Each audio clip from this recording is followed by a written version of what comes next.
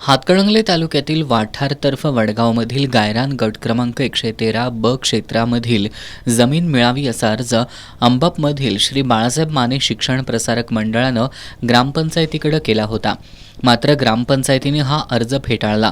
मात्र जिल्हाधिकाऱ्यांनी ग्रामस्थांना न विचारात घेता ही जागा शिक्षण प्रसारक मंडळाला दिली आहे असा आरोप सरपंच सचिन कांबळे, उपसरपंच अश्विनी कुंभार यांच्यासह ग्रामपंचायत सदस्यांनी केलाय.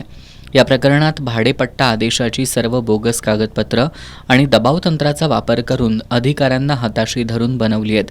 त्यामुळे गायरान जमिनीचा भाडेपट्टा आदेश रद्द करून त्याची चौकशी करावी अशी मागणी त्यांनी केली आहे. ही जागा नव्या शासकीय नियमानुसार पूर्ववत ग्रामपंचायतीला मिळावी अशी मागणीही वाठार ग्रामपंचायत पदाधिकाऱ्यांनी केली आहे.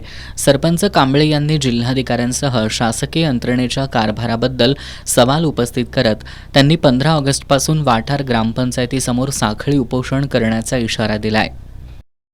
27/5/2025 माननीय कलेक्टर साहेबांच्या आदेशाने ती जागा त्यांना अलाउ केलेली आहे. त्याचा अंमल 30/5 केलेला आहे.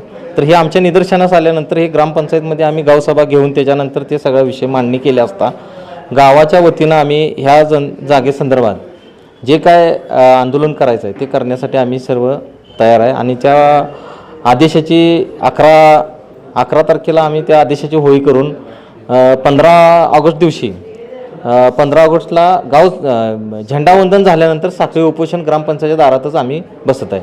आणि ही चुकीच्या पद्धतीनं आदेश झालेले ह्याची चौकशी करावी हीच आमची मागणी आहे.